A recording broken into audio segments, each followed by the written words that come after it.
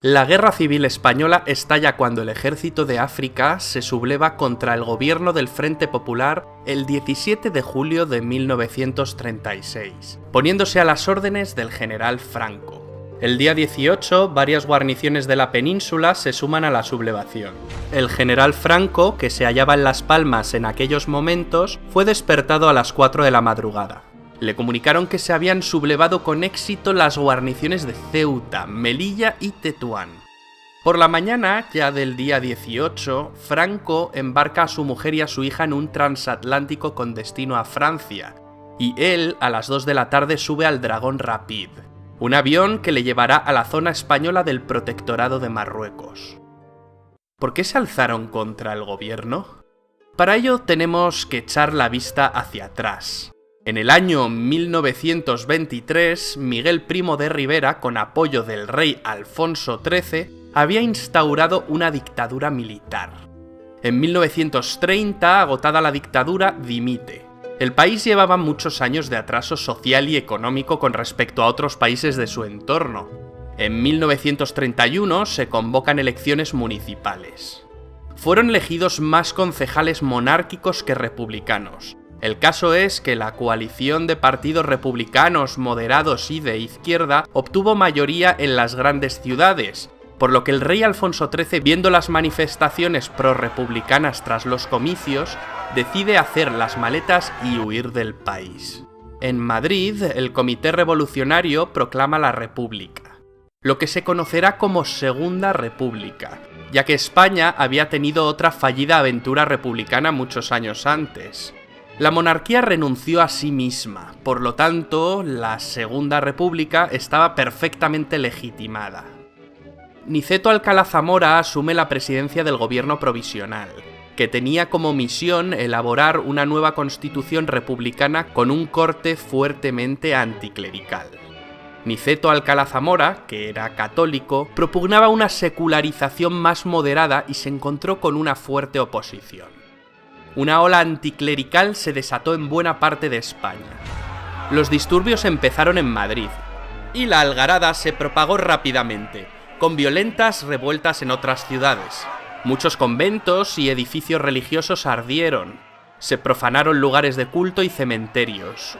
Hubo muchos heridos, incluso muertos. La Constitución se aprobó en diciembre y se iniciaron las primeras reformas. Alcalá Zamora ya había dimitido por no estar de acuerdo en el trato que la Constitución daba a la cuestión religiosa. Comenzaba la etapa de Manuel Azaña, que pretendía acelerar la modernización del país. Temiendo que Alcalá Zamora emprendiera una campaña revisionista y de desprestigio contra la República, los socialistas y los azañistas convinieron en ofrecerle la presidencia de la República, cargo que ocuparía durante años con gobiernos de distinto signo. A esta etapa hazañista de 2 años, del 31 al 33, se la conoció como el primer bienio o bienio reformista. En el 33 volvió a haber elecciones y esta vez ganó una coalición de derecha que acabó encabezando Alejandro Lerroux. Este segundo bienio es conocido como el bienio conservador. Fue un periodo de gran inestabilidad, con un intento fracasado de golpe de Estado.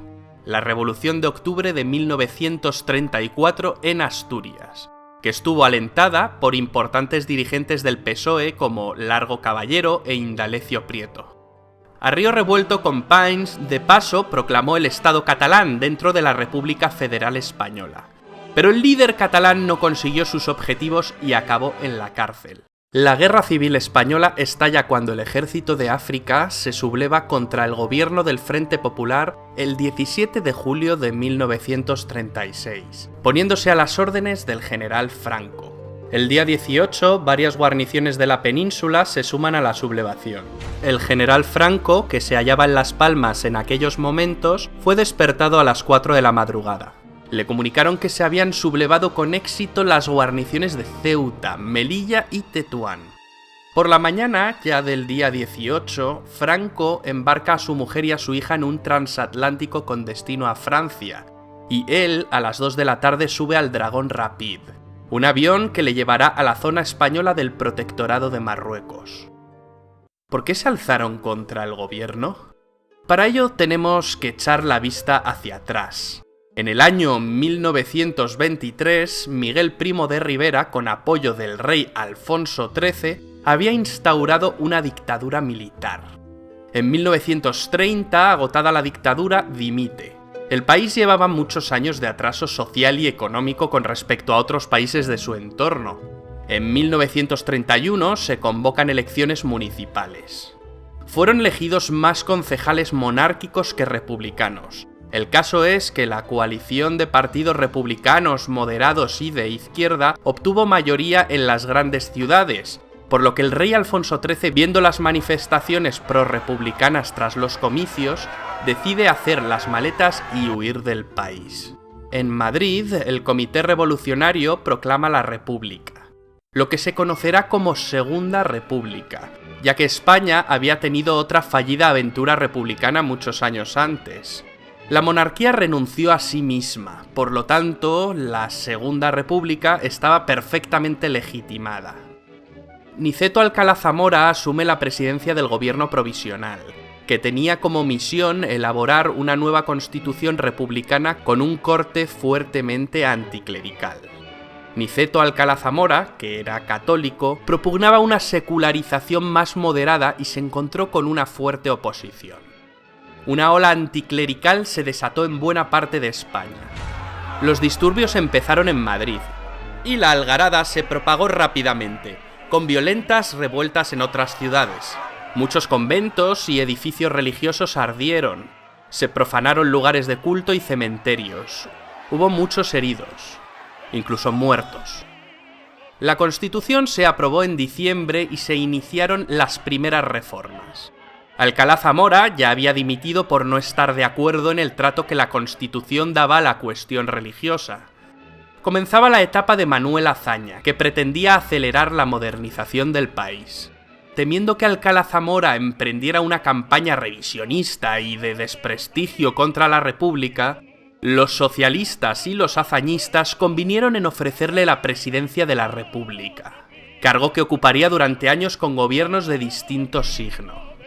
A esta etapa hazañista de 2 años, del 31 al 33, se la conoció como el primer bienio o bienio reformista. En el 33 volvió a haber elecciones y esta vez ganó una coalición de derecha que acabó encabezando Alejandro Lerroux. Este segundo bienio es conocido como el bienio conservador. Fue un periodo de gran inestabilidad, con un intento fracasado de golpe de Estado, la Revolución de Octubre de 1934 en Asturias, que estuvo alentada por importantes dirigentes del PSOE como Largo Caballero e Indalecio Prieto. A río revuelto, Companys de paso proclamó el Estado catalán dentro de la República Federal Española, pero el líder catalán no consiguió sus objetivos y acabó en la cárcel.